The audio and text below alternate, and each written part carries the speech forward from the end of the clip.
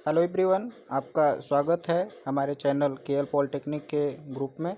और जैसा कि हम लोग सब्जेक्ट यूडब्ल्यू अर्थात यूटिलाइजेशन ऑफ इलेक्ट्रिकल इंजीनियरिंग में इलेक्ट्रिक ट्रैक्शन पढ़ रहे थे, जिसमें हम लोग इलेक्ट्रिक ट्रैक्शन जो लास्ट हमारा है ना, पार्ट थर्ड, उसका जो है हम लोग 3 चैप्टर पढ़ रहे थे। आज का जो चौथा चैप्टर हमारा है उसके बारे में हम लोग आज जानकारी लेंगे, जिसका नाम है रेलगाड़ी तथा इसका संचालन। मतलब रेलगाड़ी और इसका संचालन या ऑपरेशन या चलना किस प्रकार से होता है, इसके बारे में हम लोग जानकारी लेंगे, है ना। तो आइए देखते हैं हम लोग चौथा चैप्टर। जैसा कि आप लोग देख सकते हैं, आपके मोबाइल स्क्रीन पे दिख रहा होगा। चौथे चैप्टर का नाम है रेलगाड़ी तथा इसका संचालन, मतलब train and it's movement. Train क्या होती है और ये किस प्रकार से चलती है, इसके बारे में हमको जानकारी लेना है। जिसमें हमारा पहला टॉपिक है निर्धारित गति को प्रभावित करने वाले कारक, जो आपके एग्जाम में मोस्ट इम्पॉर्टेंट है, आने की संभावना है। जो स्पीड होती है वाहन की या ट्रेन की हम कह सकते हैं, उसको प्रभावित करने वाले कौन कौन कारक होते हैं, मतलब किस किस कारण से उसकी स्पीड प्रभावित हो सकती है, उसके बारे में हमको जानकारी लेना है ना।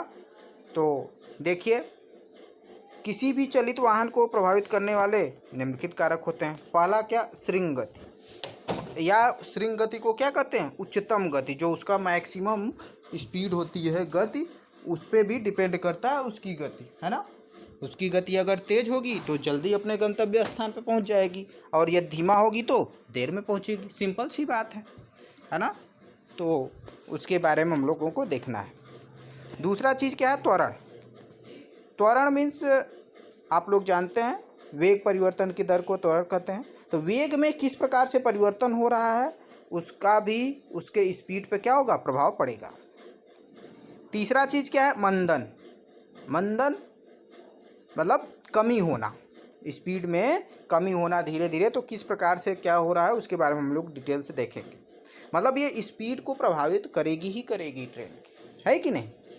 उसी प्रकार अवरोधन या ब्रेकिंग है। ब्रेक लगाते हैं तो क्या होती है, स्पीड कम हो जाती है, फिर जैसे ही छोड़ेंगे और बढ़ाएंगे तो आगे बढ़ेगी, है ना। तो इसी प्रकार रुकने का समय, जो ट्रेन होता है या कोई भी वाहन है, कहीं कहीं पे रुकती है कितने समय तक, ज़्यादा समय तक रुकेगी तो ज़्यादा टाइम व्यस्त होगा, बेकार होगा, तो लेट पहुंचेगी अपने गंतव्य स्थान पर। तो ये भी उसके जो चालन है, संचालन है, उसको प्रभावित करती है, या मूवमेंट जो है ट्रेन के उसको प्रभावित करती है। तो उसी के बारे में हमको देखना है। ये 5 चीज़ें हैं जो मुख्यतः इसको प्रभावित करती हैं, है ना। तो जैसा कि पहला है श्रृंग गति या उच्चतम गति। यदि त्वरण तथा मंदन, है ना, त्वरण जो है और मंदन का मान स्थिर रहे, उसका मान ज़्यादा परिवर्तित न हो, स्थिर रहे, कांस्टेंट रहे, तो एक निश्चित दूरी के लिए जो उच्चतम गति पर चालन करें, है ना, मैक्सिमम गति पर यदि चालन करते हैं हम लोग एक निश्चित दूरी के लिए, तो क्या होगा, अतः इसका निर्धारित गति बढ़ जाती है। जिस गति से वो चल रही होगी, आप देखेंगे उसकी अपेक्षा जितने समय में जितना दूरी तय कर रही होगी, आप देखेंगे जब इसका जो त्वरण है और मंदन है वो कांस्टेंट हो जाता है, नियत हो जाता है, तो आप देखेंगे वो स्पीड क्या हो जाती है, बढ़ जाती है। अर्थात हम लोग क्या कह सकते हैं, श्रृंग गति मतलब मैक्सिमम गति, है ना। जैसा कि हम लोग वेब फार्म में श्रृंग और गर्त पढ़ते थे। श्रृंग मतलब उच्चतम होता था, गर्त मतलब निम्नतम। तो वही यहाँ भी बात है, श्रृंग मतलब अधिकतम गति के बढ़ने से निर्धारित गति क्या होती है, बढ़ जाती है, ठीक है। जो अधिकतम गति होती है उसके बढ़ने से जो उसकी निर्धारित गति होती है वो क्या होती है, बढ़ जाती है। उसी प्रकार त्वरण है। यदि 2 स्टेशनों के मध्य अधिकतम गति स्थिर हो, मतलब ज़्यादा परिवर्तन न हो, स्थिर हो, तो एक निश्चित दूरी के लिए जो गति होती है वो क्या होगी, बढ़ जाएगी। अर्थात त्वरण के बढ़ने से निर्धारित गति क्या हो जाती है, बढ़ जाती है, ठीक है। तो ये चीज़ है। तीसरी चीज़ मंदन है। उपरोक्त प्रदर्शित जो ऊपर हम लोगों को समझे हैं, त्वरण में जो परिवर्तन हो रहा है, अगर एक समान हो रहा है या कम हो रहा है, तो उच्चतम मंदन पर भी जो गति होगी वो क्या होगी, उच्चतम होगी, मैक्सिमम होगी। मतलब त्वरण का मतलब जैसे ही ब्रेक लगाएं, रुके, फिर ठीक है, तुरंत फिर चल दे, इसका मतलब त्वरण क्या है, कम है। वेग परिवर्तन की दर को, वेग ज़्यादा परिवर्तित नहीं, तुरंत अपना चल दे रहा है, ज़्यादा समय नहीं ले रहा है, तो समय अगर कम रहेगा तो उससे डिवाइड करेंगे, वेग परिवर्तन जो भी रहा, समय अगर कम रहा तो इस प्रकार से जो गंतव्य स्थान पे रेलवे को जाना होगा वो जल्दी पहुंच जाएगा, है ना। तो ये चीज़ थी। इसी प्रकार ब्रेकन है, मतलब ब्रेकिंग, जो हम लोग ब्रेक लगाते हैं, ब्रेक लगाने से क्या होगा, वाहन की स्पीड कम हो जाएगी, फिर जब हम लोग चलाएंगे तो चलेगी। तो ये इसके स्पीड को प्रभावित करेगी कि नहीं करेगी, है ना। ज़्यादा समय तक ब्रेक आप मारे रहेंगे तो रुकी रहेगी। तो जैसा कि सभी लोग टू व्हीलर फोर व्हीलर चलाते ही होंगे, है ना, सब लोग इससे परिचित हैं, ज़्यादा समझाने की ज़रूरत तो है नहीं, है ना। तो ये चीज़ है। अब बात कर लेते हैं पांचवा चीज़ जो है वो है रुकने का समय, मतलब कितना समय तक ट्रेन, है ना, कहाँ पे रुक रही है, वह भी उसके स्पीड को क्या करेगा, प्रभावित करेगा, बिल्कुल करेगा भाई, है ना। यदि ट्रेन किसी स्टेशन पे ज़्यादा समय तक रुक जा रही है तो अपने गंतव्य स्थान पर लेट पहुँचेगी, है ना। और समय समय पे जितना टाइमिंग दिया गया है उतने ही रुक रही है तो ठीक है, तब तो आराम से सही है, अपने टाइम पर ही पहुँचेगी तो अच्छी बात है, ठीक है। तो ये चीज़ें हैं, इसमें बहुत ज़्यादा हार्ड नहीं था ये तो सभी लोग अपने जानते ही होंगे, है ना। तो इसको आप लोग इस प्रकार से याद कर लीजिए, बस पांचों हेडिंग आप याद रखेंगे तो आराम से आप लिख सकते हैं, है कि नहीं। तो ये चीज़ थी। अब बात करते हैं जो दूसरा हमारा टॉपिक है वो है स्पीड टाइम कर्व के बारे में, जो हमारा ये हम लोग देखें अभी, है ना, ट्रेन के बारे में। उसमें स्पीड और टाइम में कर्व क्या होता है, किस प्रकार से परिवर्तन होता है, उसके बारे में हमको जानकारी लेना है, उसके बारे में हमको क्या करना है, पढ़ना है। तो ये भी मोस्ट इम्पॉर्टेंट है ना। स्पीड टाइम कर्व आप रेल इंजन करके आपको देगा, है ना। स्पीड टाइम कर्व आप ट्रेन करके आपको देगा तो आपको 5 नंबर का रहेगा, इसको आपको विस्तार पूर्वक क्या रहेगा, समझाना रहेगा। तो आप लोग ध्यानपूर्वक इसको देखिए। हम जब स्पीड और टाइम के बीच में जो कर्व खींचते हैं या ड्रा करते हैं उसे हम लोग क्या कहते हैं, स्पीड टाइम कर्व कहते हैं, है ना। स्पीड और टाइम कर्व हमें कंप्लीट इन्फॉर्मेशन देता है, जो ट्रेन है उसके मोवेशन के बारे में क्या करता है, कंप्लीट हमको जानकारी देता है कि नहीं। दैट मीन्स किसी इलेक्ट्रिक लोकोमोटिव और ट्रेन, है ना, किसी पार्टिकुलर टाइम पर कितना दूर चली जा रही है, कितने स्पीड से जा रही है, इसके बारे में अगर ट्रेवल हिस्ट्री जानना है तो आपको स्पीड टाइम कर्व के बारे में जानकारी होनी चाहिए, तो आप आसानी से इसको बता सकते हैं, है कि नहीं। उसी में अगर हम लोग देखते हैं, हम लोग इसका कर्व जो खींचेंगे स्पीड और टाइम के बीच में, तो एक्स एक्सिस पे हम लोग क्या दिखाएंगे, टाइम, मतलब सेकेंड, समय। वही चीज़ वाई एक्सिस पे क्या दिखाएंगे, दूरी, है ना, स्पीड। स्पीड हम लोग दिखाएंगे, चाल यहाँ पे लिखना चाहिए, है ना। तो स्पीड, उसकी जो स्पीड होगी उसको दिखाएंगे, किस में दिखाएंगे, किलोमीटर प्रति आवर में। किस अक्ष पे, वाई अक्ष पे। एक्स एक्सिस पे हम लोग दिखाएंगे टाइम, है ना, सेकेंड। तो ये चीज़ है। आइए ग्राफ हम लोग देखते हैं। तो जैसा कि ये आपको ग्राफ आपके मोबाइल स्क्रीन पे दिख रहा होगा, है ना। ये किसके किसके बीच में, स्पीड और टाइम के बीच में क्या है, ग्राफ है। तो इसको कई पार्टों में पार्ट दिया गया है ना। जैसे 10 किलोमीटर तक ट्रेन चलना है तो हो सकता है कहीं तीव्र गति से चले, कहीं स्लो चले, हो सकता है कि नहीं। तो उसी प्रकार से इसको बांट दिया है 5 भागों में। पहला चीज़ एसेलरेशन, कम या अधिक स्पीड होना। दूसरा है एसेलरेशन में ही ये पहला दूसरा पार्ट है नोचिंग पीरियड और एसेलरेशन ऑफ स्पीड पीरियड, ठीक है। इसी में दूसरा जो है फ्री रनिंग पीरियड है, तीसरा कॉस्टिंग पीरियड है और चौथा क्या है, ब्रेकिंग पीरियड। मतलब 4 पार्टों में इसको बांटा गया है, जो कि ग्राफ में हमको दिखाई दे रहा है ना।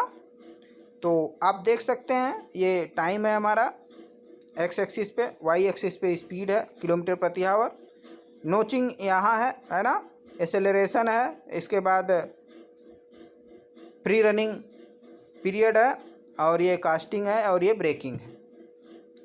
इस प्रकार से ब्रेकिंग मतलब मंदन हो रही है, गति में कमी हो रही है तो नीचे की तरफ ही ग्राफ आएगा, है ना। नोचिंग मतलब ऊपर की तरफ बढ़ता हुआ स्पीड, ठीक है, ये चीज़ है। और कुछ समय क्या होगा, पहले हम लोग चलाएंगे तो एकाएक स्पीड बढ़ाएंगे, है ना। एक नियत स्पीड पे आने पर क्या होगा, स्पीड कांस्टेंट हो जाएगी। फिर क्या होगा, हमको अपने स्थान पहुंचने पर क्या होगा, हम लोग धीरे धीरे कम करेंगे, या स्टेशन आने पर हम लोग क्या करेंगे, कम करेंगे। फिर 2 स्टेशनों के बीच आप सोचिए तो आराम से आप पकड़ सकते हैं। एक स्टेशन से जैसे ही ट्रेन चलेगी स्पीड क्या होगा, धीरे धीरे बढ़ेगी, अर्थात क्या हो रहा है, नोचिंग हो रहा है, एसेलरेशन बढ़ रहा है, एसेलरेशन पीरियड है कि नहीं। तो ये चीज़ थी। इसके बाद फ्री रनिंग पीरियड, मतलब फ्रीली एकदम चल रहा है, बीच में कोई दिक्कत नहीं है, आराम से चल रहा है। फिर इसके बाद कॉस्टिंग पीरियड, मतलब उसको ब्रेक लगाएंगे या कमी करेंगे। तो इसके बाद फिर ब्रेक लगा के फिर क्या कर लेंगे, हुक लगा लेंगे। तो इस प्रकार से ये चीज़ है। ये ग्राफ था स्पीड टाइम कर्व का। और इस स्पीड टाइम कर्व को, है ना, 3 टाइप्स में बांटा गया है। 3 टाइप्स से इसको समझा जा सकता है।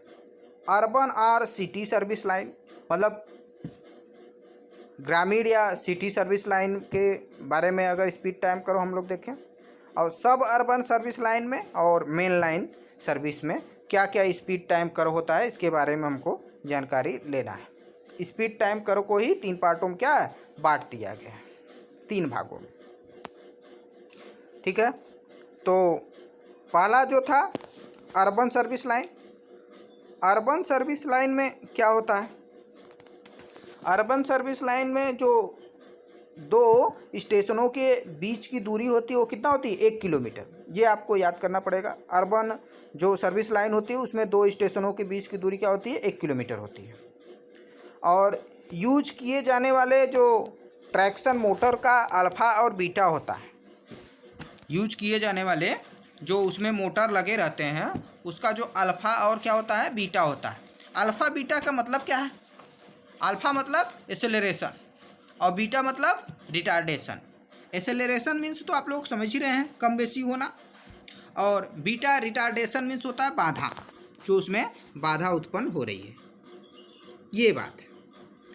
इसी में जो है हाई अल्फ़ा बीटा के कारण लोकोमोटिव का ओवरऑल स्पीड क्या होता है, बढ़ता है। अर्बन सर्विस में अगर अल्फ़ा और बीटा का मान, मतलब एक्सेलरेशन और रिटार्डेशन, एक्सेलरेशन मतलब कम बेसी होना, गति, है ना, जल्दी जल्दी अगर कम बेसी हो रहा है, रुक रहा है, तुरंत चल दे रहा है, और उसमें बाधा कम हो रही है, तो ओवरऑल कुल मिला के अगर इनका मान अधिक है, जल्दी जल्दी चीज़ें हो रही हैं, तो इसका स्पीड क्या होगा, अच्छा होगा ट्रेन का, और वो अपने गंतव्य स्थान पर एक निश्चित समय पर आसानी से क्या होगा, पहुंच जाएगा। ये अर्बन सर्विस लाइन है। अर्बन सर्विस लाइन का आप लोग ग्राफ देख सकते हैं, ये है आपके मोबाइल स्क्रीन पे दिख सकता है आपको। तो इसमें जो फ्री रनिंग टाइम होता है वो 0 अप्रॉक्सीमेटली कितना होता है, 0 के लगभग होता है। और कॉस्टिंग टाइम क्या होता है, स्मॉल होता है। ब्रेकिंग टाइम इसमें लॉन्ग होता है अर्बन सर्विस लाइन में। अर्थात उसी प्रकार अल्फ़ा का मान कितना होता है, 1.5 से 4 किलोमीटर प्रति आवर या प्रति सेकेंड। इसी प्रकार बीटा का मान 3 से 4 किलोमीटर प्रति आवर प्रति सेकेंड, और स्पीड क्या होती है, 120 किलोमीटर प्रति आवर। और इसका ये ग्राफ है, नोचिंग ये है, और कॉस्टिंग, इसके बाद ये ब्रेकिंग। इस प्रकार से आप इसको ग्राफ को प्रदर्शित कर दीजिए और ये आपको लिखना रहेगा। ठीक है। तो आप लोग अर्बन सर्विस लाइन में आपको इतनी जानकारी लेनी थी, इतना लिखना है। इसी प्रकार हम लोग आते हैं सब अर्बन सर्विस लाइन में। तो सब अर्बन सर्विस लाइन में क्या होता है, इसमें जो 2 स्टेशनों की बीच की दूरी होती है वो 2 से 5 किलोमीटर तक होती है। ठीक है। इसमें यूज किए जाने वाला जो ट्रैक्शन मोटर का अल्फ़ा बीटा होता है वह भी क्या होता है, हाई होता है। अगर अल्फ़ा बीटा हाई है तो उसकी स्पीड भी क्या होगी, अच्छी होगी, हाई होगी। अल्फ़ा बीटा के हाई होने से इसका एवरेज स्पीड क्या होता है, हाई होता है, अच्छा होता है। अब सब अर्बन सिस्टम का जो ग्राफ है आप देख सकते हैं, इसका फ्री रनिंग टाइम भी 0 होता है ना। अल्फ़ा का मान 1.5 से 4 किलोमीटर प्रति आवर प्रति सेकंड होता है। कॉस्टिंग टाइम इसका लॉन्गर होता है, 3 से 4 किलोमीटर प्रति आवर प्रति सेकंड। इसकी स्पीड भी क्या होती है, 120 ही होती है ना। अर्बन और सब अर्बन की स्पीड दोनों क्या है, 120 किलोमीटर प्रति आवर। इसका ग्राफ आप देख सकते हैं, है ना। इस वाई एक्सिस स्पीड है, एक्स एक्सिस पे टाइम है, और ये जैसे ये हम लोग यहाँ वैल्यू पढ़े उसी हिसाब से ये ग्राफ बनाया गया है। तो जो कम है कम, और जो अधिक है, देखो कॉस्टिंग अधिक था अधिक कर दिया, ब्रेकिंग कम है तो कम। ठीक है, बस यही इफेक्ट है, इस तरीके से आप लोग देख सकते हैं। अब इसी में जो थर्ड हमारा है मेन लाइन सर्विस है। मेन लाइन सर्विस में क्या होना चाहिए, जो मेन लाइन सर्विस होती है इसमें दो स्टेशनों के बीच की दूरी 10 किलोमीटर तक होती है, अधिकतम होती है ना, 10 किलोमीटर तक दूरी होती है दो स्टेशनों के बीच में। ठीक है, इसमें जो यूज किए जाने वाला जो ट्रैक्शन मोटर होता है का अल्फ़ा बीटा क्या होता है, लोअर होता है। अल्फ़ा बीटा अगर लोअर होगा स्पीड भी क्या होगी, लोअर होगी। इसका एवरेज स्पीड अल्फ़ा बीटा पर कोई इफेक्ट डालता ही नहीं, है ना। क्यों, क्योंकि ये एक निश्चित दूरी, बहुत दूर स्टेशन होता है तो एक निश्चित स्पीड से बहुत दूर तक जाता रहेगा। ठीक है, तो इसमें अल्फ़ा बीटा का ज़्यादा इफेक्ट नहीं पड़ता। इसमें जो मान होता है आप देख सकते हैं, अल्फ़ा का 0.6 से 0.8 किलोमीटर प्रति आवर, और इसका बीटा का मान 1.5 किलोमीटर प्रति आवर पर सेकेंड। और इसकी स्पीड बड़ी हाई होती है, क्योंकि दूर तक स्टेशन है ना, तो स्पीड लॉन्ग करके दूर तक हम लोग चला सकते हैं। 160 किलोमीटर प्रति आवर की स्पीड से यह चलती है। ठीक है, और इसका ग्राफ आप देख सकते हैं। देखिए इसमें फ्री रनिंग टाइम कितना है, बहुत ज़्यादा है, दूर तक है ना। इसलिए अपना एक समय में क्या हुआ, अपने स्पीड को बढ़ाया, नोचिंग किया, इसके बाद में दूर तक अपना फ्री रनिंग टाइम मतलब फ्रीली एकदम चलाता रहा। फिर इसके बाद कॉस्टिंग थोड़ा सा किया, फिर ब्रेकिंग करके अगले स्टेशन पे क्या कर लेगा, रोक लेगा। ये चीज़ थी।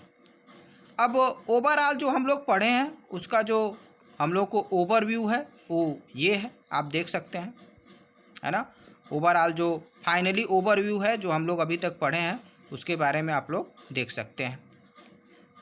क्या है, टाइप ऑफ सर्विस है, अर्बन है, सब अर्बन है, मेन, यही तीन हम लोग पढ़े।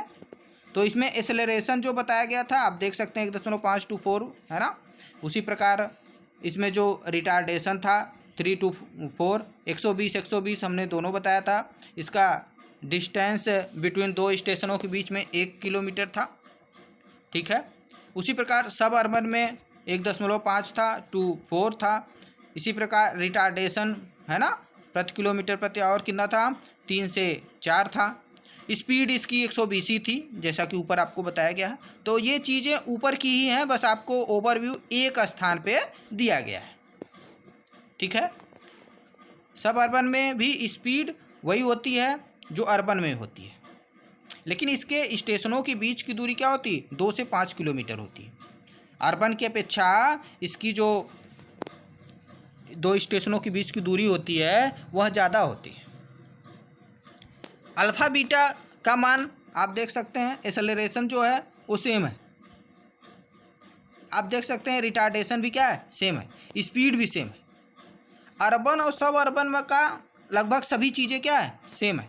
बट इसका जो दूरी होती है दो स्टेशनों के बीच की वह अधिक होती है, 2 से 5 किलोमीटर होती है, जबकि अर्बन वाला क्या होता है, 1 ही किलोमीटर।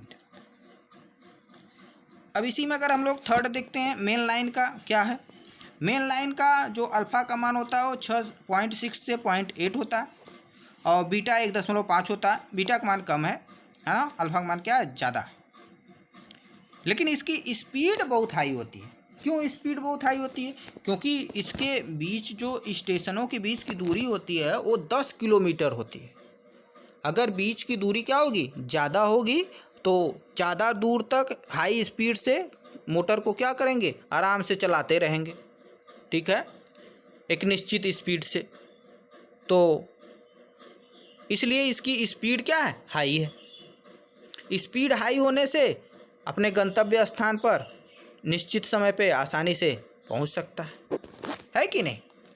तो ये जो हमारा था आज का लेक्चर, यह मेनली जो है आपके रेलवे लाइन के ऑपरेशन पे था, और हम लोग उसके बारे में विस्तृत जानकारी लिए, और रेलगाड़ी तथा इसका संचालन किस प्रकार से होता है ये चीज़ था।